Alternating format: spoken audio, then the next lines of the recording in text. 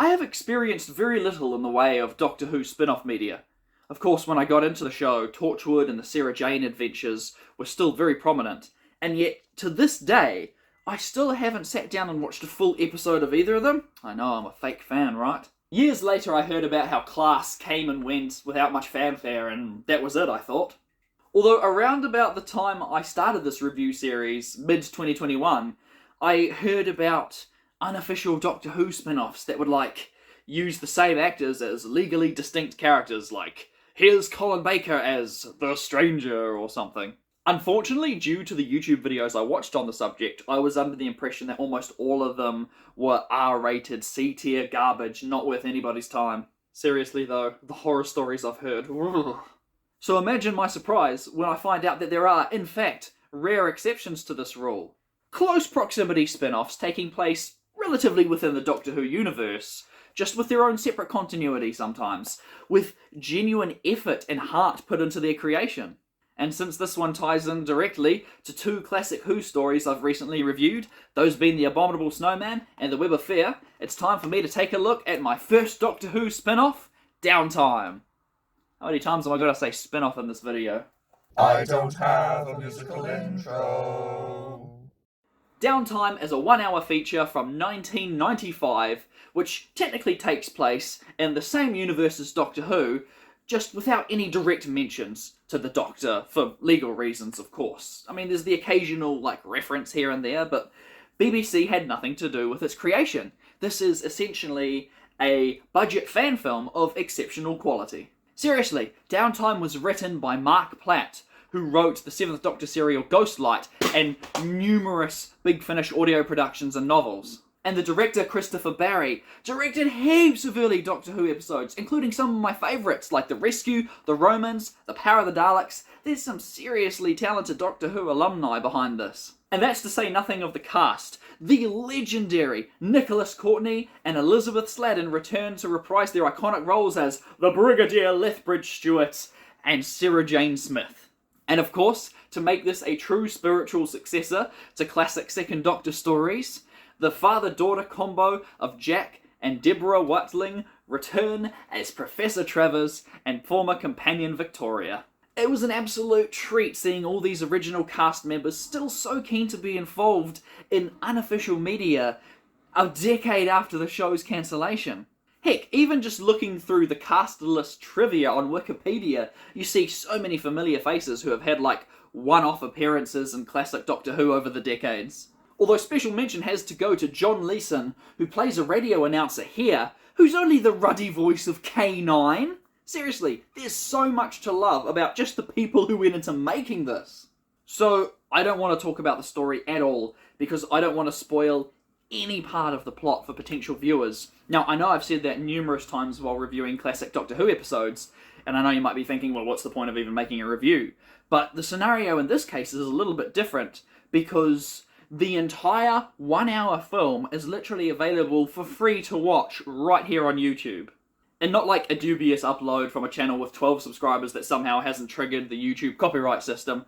No, I mean the actual creators created a dedicated YouTube channel specifically to upload the full feature and all the behind-the-scenes stuff for people that couldn't get a hold of the original VHS or the recently released anniversary DVD. So, if you've seen The Abominable Snowman, or at the very least are familiar with The Web of Fear, and of course you like classic Doctor Who, then go give it a watch right now. Good or bad, there's no reason not to. And I promise you that at the very least, it's a good time for fans. I don't know if I'd rate it particularly highly if it was its own standalone thing that didn't have any relation to something I like, but that's clearly not how it was made. It was made as a sequel to a serial from 30 years earlier with returning cast members and a lot of love to add authenticity. So, barest of bare bones synopsis, the Great Intelligence is still around and he's still haunting Professor Travers and Victoria even after all these years. He's using brainwashed students to do scary computer things. Ooh. And, the Yeti are there, too. Sometimes. They can shoot webs from their hands now, instead of a little laser gun, kind of like Spider-Man. Spider-Yeti. Also, the Brigadier is somehow the final key to the intelligence freeing itself from its featureless form, with those little totems from the Abominable Snowman, which I thought they wanted to keep in one piece, because if they were broken, they would lose, but in this case, they're breaking it to be free. Just try not to pay attention to that specific plotline. I was concerned as to how Sarah Jane Smith's character was going to fit into this story, because she wasn't even around for those Second Doctor adventures, but I think it fits quite well.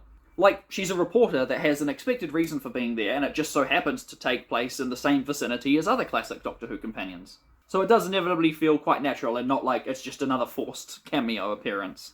Alright, heavy praise time. The acting from everyone is phenomenal. Like, the returning cast members bring their A-game and are acting their heart out as if this was a genuine Doctor Who production. And the performances across the board are really good. They're exactly what they need to be. Just cheesy enough, just sincere enough to make it work. Aside from the hopefully deliberately trippy and melodramatic introductory scene taking place in the same Tibetan monastery from the 60s, nothing took me out of the experience. Is it you? I don't know. They said you were dead, but in the dream... Victoria! Father! The music was really good too. A completely original score that fit really well, and even used a few recognisable musical motifs from the Web of Fear.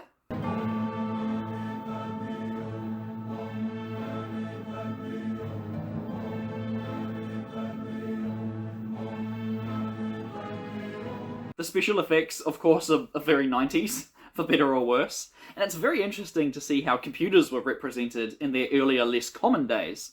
It's funny, they got the dangers of the internet spot on, if only a little more fantastical.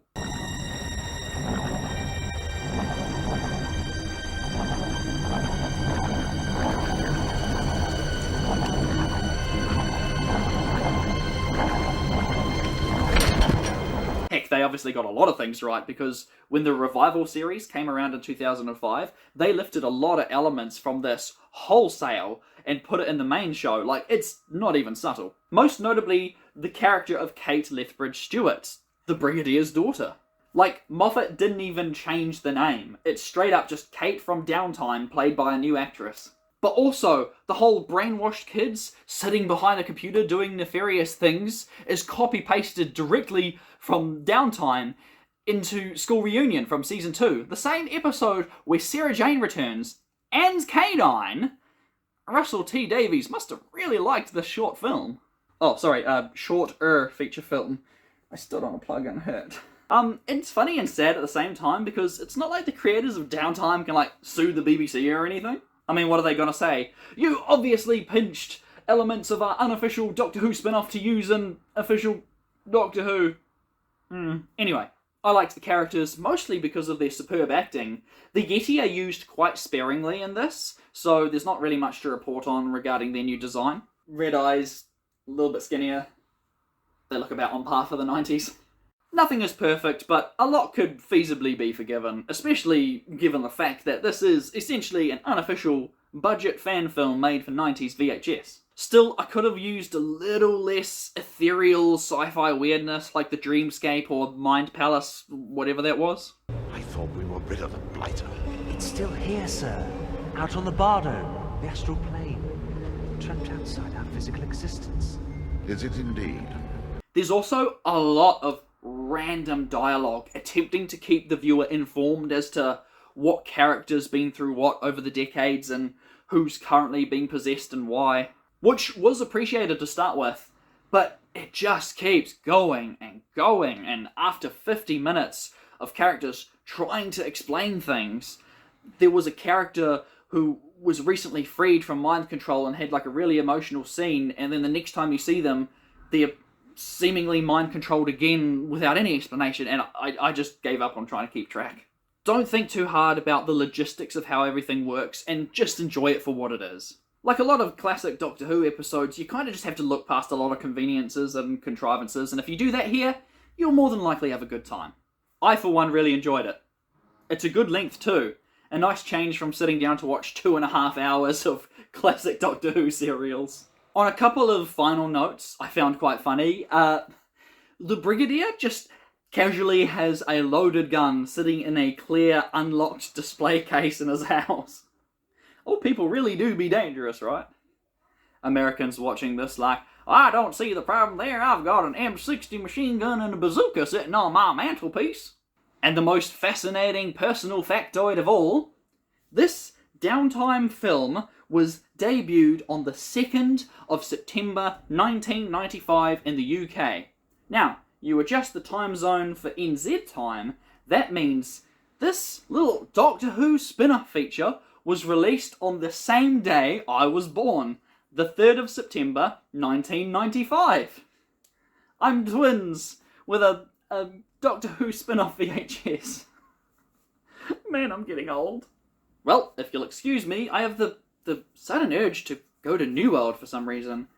Thank you for watching something a little different, and back to your regularly scheduled classic Doctor Who reviews.